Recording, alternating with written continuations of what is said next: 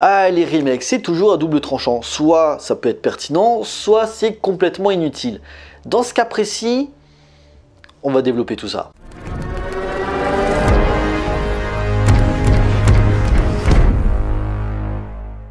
Bonjour à tous, il va être question de Speak No Evil réalisé par James Watkins. You guys came to stay? You flipped out and tried to leave without saying goodbye?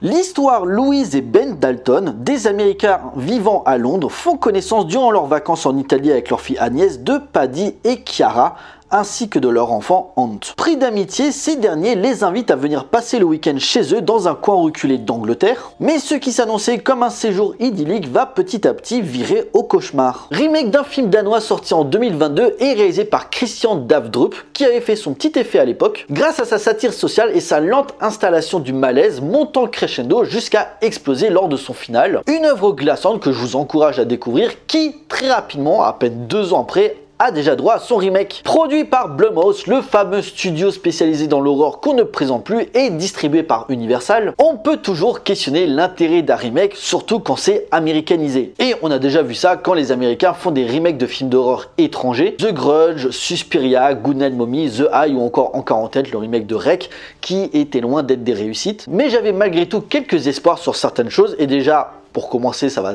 faire grincer des dents sur Blumhouse, car si ces dernières années ils ont sorti d'énormes bousasses, je suis le premier à leur tirer dessus quand ça va pas, entre les petites merdes, il y a aussi des petites réussites. The Vigil, Freaky, Megan, Black Phone, The Invisible Man, voire certains épisodes de la saga American Nightmare, que moi c'est une saga que j'aime beaucoup, tout n'est pas à jeter. Ensuite, le casting, qui est quand même la grande force du film. Mackenzie Davis, vu dans Terminator Dark Fate et Blade Runner 2049. Scott McNairy, découvert dans Monster et Argo. Aislinn Franciosi, qui depuis son rôle d'Aliana Stark dans Game of Thrones, sa carrière commence vraiment à monter, impressionnante notamment dans The Nightingale de Jennifer Kent. Et bien sûr, le rôle principal, le gros nom de l'affiche, le toujours génial, James McAvoy. Split, le professeur Xavier dans les derniers films X-Men, le dernier roi d'Écosse, bref, une carrière riche qui n'est plus à prouver. Et en troisième, son réalisateur James Watkins, une carrière courte mais quasi sans faute, que ce soit Eden Lake, La Dame en Noir, capable de partir sur du actionneur débile mais efficace avec Bastidé, ou encore de réaliser quelques épisodes de Black Mirror. Un cinéaste qui a toujours réussi à installer une ambiance, une atmosphère malaisante, et c'est ce qui réussit de nouveau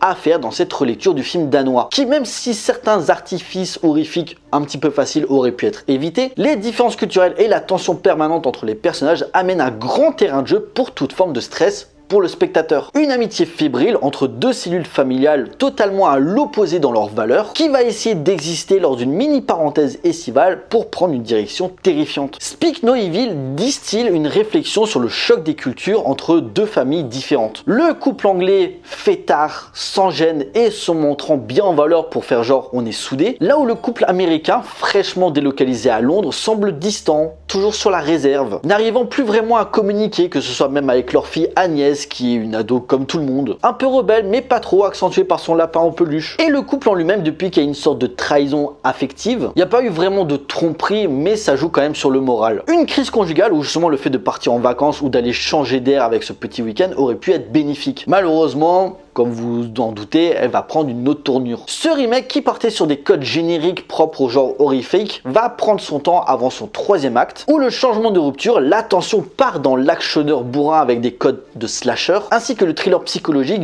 bifurquant par moments vers la comédie noire. La grosse réussite de Speak No Evil réside à explorer les nuances des relations humaines, ou le contraste entre le couple citadin et leur hôtes britanniques totalement délurés dans leurs agissements va amener chaque moment de doute à devenir un piège qui se renferme sur eux-mêmes lors d'un passage qui prend tout son sens. Quand la famille découvre la vraie nature de Paddy et Chiara et qu'ils essayent de s'échapper, ils se font attaquer et ils se font torturer. Et Ben demande à Paddy, donc le personnage de James McAvoy, pourquoi vous faites ça?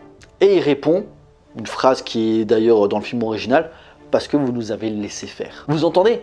Vous avez vu notre comportement tout le week-end et pourtant vous êtes resté, malgré toute l'hypocrisie qu'il y a autour. Forcément, c'est aussi difficile de critiquer les gens qui ont eu l'amabilité de vous inviter. Un week-end de plus en plus oppressant, nous enfermant dans un huis clos psychologique jusqu'à son climax ultra bourrin. Le remake a également le mérite d'être différent sur certains aspects du film original, notamment sur l'ambiguïté de la famille. En effet, dans l'original, on nous montrait petit à petit que la famille britannique était un petit peu tabrée, qu'il y avait quelque chose qui n'allait pas, mais ça prenait son temps. Dans le remake, oubliez toute subtilité. Dès le début, ça annonce la couleur que Paddy est un mec bizarre. T'as une scène au début où Ben et Louis sont près de la piscine en train de bronzer et t'as Paddy qui débarque. Oui, est-ce que je peux prendre le transat?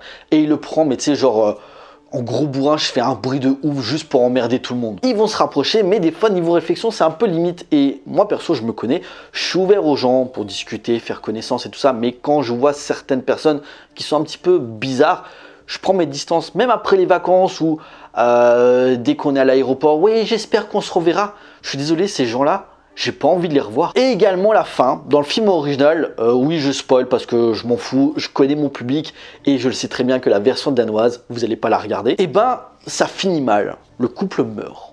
Dans la version américaine, ils survivent. Mais au moins ça permet un jeu de massacre assez jouissif à l'écran. Pour le reste, dans l'ensemble, ça reprend à peu près les mêmes scènes que le film original, la scène du resto, la scène de la danse où Paddy pète un câble sur son fils Ant. Ce même Ant qui fait découvrir à Agnès la salle spéciale où en fait on découvre des photos d'anciens couples qui ont été tués. James McAvoy porte littéralement le film sur ses épaules et quand il joue les psychos de service, il fait pas dans la nuance. On adhère ou pas, moi personnellement ça me dérange pas parce que j'ai déjà vu dans ce type de personnage. Les dialogues et les sourires faussés cachent un danger potentiel, distillant une atmosphère claustrophobe assez bienvenue. Et la deuxième partie, partant sur une autre direction que le film original, a au moins le mérite de ne pas être un simple copier-coller, ce qu'on reproche souvent au remake. Donc un film plutôt plaisant, qui peut en déroger quelques-uns grâce à une mise en scène soignée, une utilisation habile de son décor et une bonne interprétation, James McAvoy en tête. Sans oublier la musique qui joue un rôle essentiel lors des moments de tension, montrant une bonne maîtrise dans son sens de la scénographie. Personnellement, je vous le conseille, ce Speak No Evil,